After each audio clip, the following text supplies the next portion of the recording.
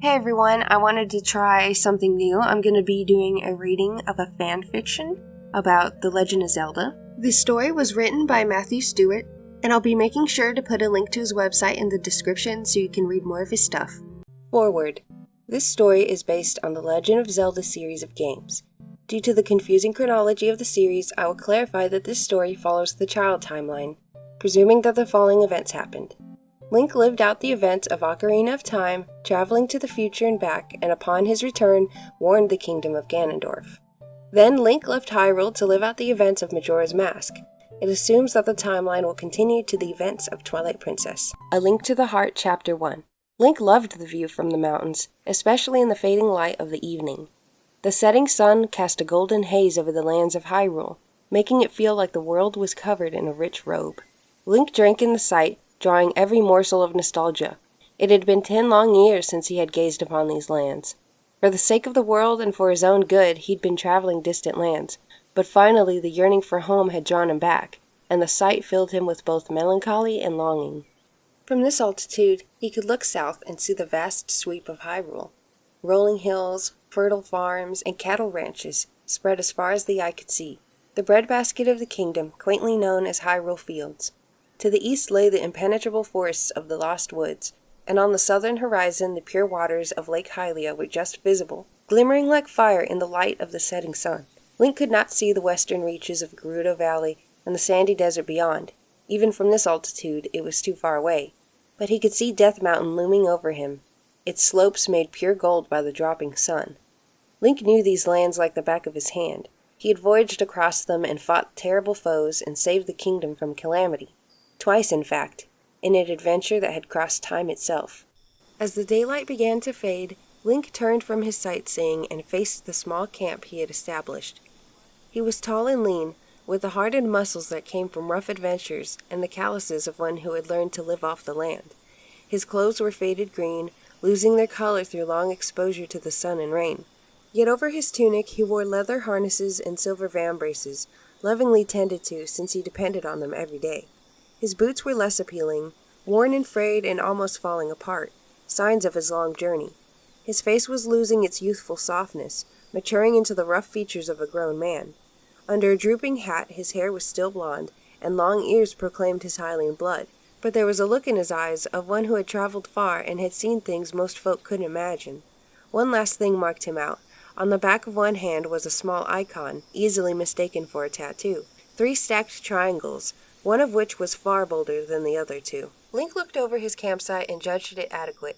In a small glade on the wooded mountainside, he had found a clearing. In one corner was a pile of bags and assorted equipment, and on the other he had fashioned a lean-to for sleeping. A pile of wood waited to be lit, and a partridge was laid out, an arrow sticking out of its chest. By the fire lay his bow and quiver, shield and sword, each one carrying a story unto itself. And on the far side of the clearing stood a chestnut horse, his friend and companion in many an adventure.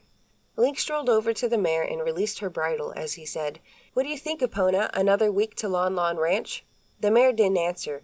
Horses were famous for not speaking much. Hyrule was home to several sentient species, but talking horses were not among them. Link smiled wanly as he reflected that he had often wished Epona could talk. It would have been nice to have someone to talk to on his adventures. Oh, the stories the pair of them could tell. He shook his head and released the saddle, then took out a brush from the side bags and began brushing down his horse. It wasn't a quick job, but Epona deserved it. She had traveled to distant lands and shared many an adventure with Link.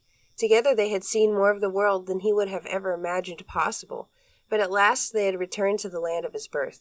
The sun had set by the time he finished, and the cold of night was pressing in. Epona lowered her head and began chomping on a bush as Link addressed his own comfort. The first thing he did was check the magical wards on the perimeter, lest he be surprised in his sleep. Then he sat down by the cold fire. He picked up the partridge and took out a small knife and began to strip the feathers. As he worked he whistled a melody, one he had learned from a princess in his youth. For most people that would have been a hollow boast, but for Link it was literally true. Once the bird was plucked, he lopped off the head with a swift movement, then rammed a stick through it to skewer the meat. Then he looked at the woodpile. Lighting fresh wood was no quick task. It took determination, patience, skill, and no small amount of frustration. Thankfully, Link had a faster method. He took an arrow from his quiver and held it in his hand. He held the wooden shaft before his eyes and focused, reaching deep within. In all living things was a mote of magical energy, a tiny reservoir of eldritch potential. Most folks were never aware of it, but Link had been taught by the great fairies to tap into that wellspring and channel it. He was no mighty sorcerer, not even ranking as a hedge wizard, but his meager collection of spells had its uses. A breathed word sent a tingle of power down his arm, draining a morsel of energy from his soul and channeling it into the arrow. The tip glowed for a moment, then burst into flame, brightly shining in the night. Link thrust it into the piled wood, and it blazed merrily, heating the branches. The wet wood steamed for a few seconds, then caught alight, growing quickly into a small fire that warmed his face. Link smiled as he took up his dinner and planted the stick over the fire, cooking the bird in the flames. He sat back as he waited and rubbed his hands before the fire as he mused. A little music? Yes, why not? He reached into a pack and pulled out a small blue instrument, a wind toy of hidden power. This was his ocarina, one given to him by the princess, and he placed it to his lips and blew. Tinny notes emerged, and he winced slightly. An ocarina was a fiendishly difficult instrument to master, but he adjusted his grip and tried again. This time a faint tune emerged, crafted by his dancing fingers. With this instrument he could cast a variety of spells, but he had no reason to do so. Instead, he played a refrain of pleasing notes, one that made Epona's head lift. This tune he had learned from another girl, a rancher he had met once. The only magic in it was that it would draw Epona to him, but in his heart, Link liked this jaunty tune more than any amount of solemn melodies. Link paused as he sensed something, the electric tingle across his skin of his perimeter words tripping. His eyes slid away from the flames, and he cursed himself for looking into the brightness, ruining his night vision. He could not see anything, but he trusted his wards. Something was out there. No, two somethings, and they meant him ill. He carefully set down the ocarina and took up a bow, checking his shield and sword were within reach. He nocked an arrow and looked into the dark, waiting for the green blobs in his eyes to fade. Swiftly they cleared, and Link spied two bulky forms drifting nearer. "You there, name yourselves," Link cried. "Come forth if you be friendly." From the darkness loomed a pair of figures who were definitely not friendly. They were tall skeletons dressed in scraps of decaying armor and floppy boots. They bore wide shields and rusty swords and bony digits, gripping them in familiar handholds. Their grinning skulls had no skin left, but they were coated in lichen and moss. They were surely dead, but in their eyes glowed a mote of curdled magic, an animating force that compelled them to move. They were dead soldiers, given new vitality by random magic, unable to do anything but live out their last fight over and over. "Stalfos in the mountains," Link breathed in confusion, but then they moved. Epona whinnied in alarm, and the Stalfos chattered wickedly as they raised their swords and ran at him, intending to cut him down. Yet Link was prepared. He lifted his short bow and drew it back as he reached into his reservoir of magic and let fly. The arrow glowed bluely as it flew through the air and struck the first Stalfos in the heart. Blue light erupted from the impact, dropping the temperature around the skeleton impossibly fast and sheathing it in a cocoon of ice. The Stalfos ground to a halt, locked in a cage of ice, but the other ran at him, swinging its sword for his head.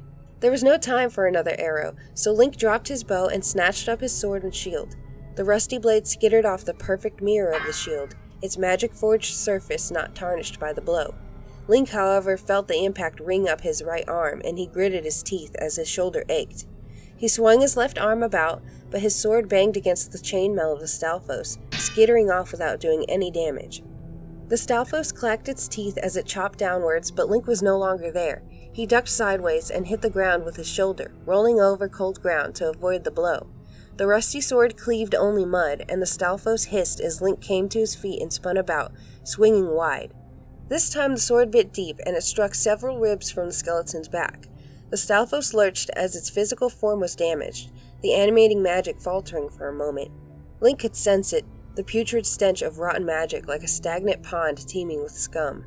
Whoever the soldier had been, a violent death had trapped his bitter spirit, the tiny mote of magic in his heart lingering in the world and drawing passing droplets of eldritch energy into itself, until it had enough power to animate his corpse and seek to inflict revenge upon the living. There was no intent in this magic, no living mind had forged it, but the random nature of the foe made it no less dangerous. The Stalfos lurched about, hissing evilly, but Link danced backwards, keeping it out of range. The Stalfos stepped left once, then again, circling the clearing looking for an opening. Unfortunately, its tread brought it behind Epona, a mistake it would pay for. The mare reared up and kicked out, lashing out as she had been trained to do so. No stranger to battle, Epona kicked hard and smashed the Stalfos right in the back. The skeleton stumbled and Link saw his chance. He lowered his sword diagonally and reached for his power, channeling it into the blade.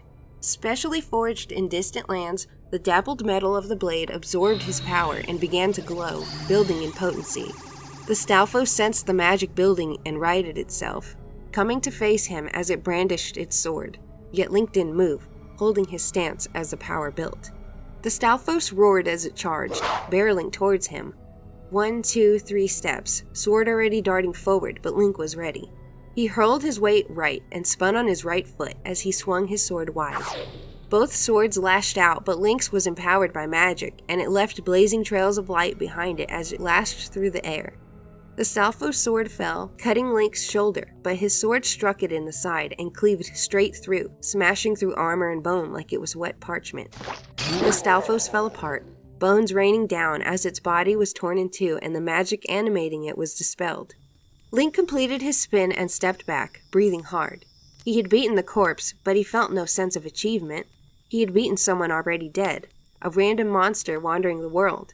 It had only attacked him because it had found him first, and the only consolation was that he had spared some other wandering traveler from its rusty blade. He felt tired in his heart, a sign that he had depleted his magic, and without a potion it would take a day to replenish. Link sighed as he rolled his neck, wincing at the pain of the cut to his shoulder. He patted it only to find his hand coming away wet with blood. He winced. Curses, that's going to get infected. He stepped over the pile of bones and moved to his packs. He sheathed his sword and then pulled out a small jar containing a pink ball of light. A lesser fairy was trapped within, one born to heal passing travelers. Link didn't want to expend it so casually, but he had seen what infection could do, and he had no intention of dying to a festering wound. Hastily he unscrewed the jar and the fairy flew free, eager to fulfill its life's purpose. The fairy flew straight to his wound and began to work, using up its life force to close the injury and wash out diseases. There was no point worrying about what it thought of this. Lesser fairies were born for a single task, and once it was completed they evaporated. Gifts from the great fairies to a cruel and uncaring world, lesser fairies desired only to complete their task. Denying them was crueler than letting them do their work. As his shoulder was healed, Link looked over the campsite and muttered in concern. Stalfos in the mountains? That's not right. What's happened to Hyrule? That was the end of Chapter 1. Let me know in the comments if you liked it, and hopefully I'll have Chapter 2 up soon.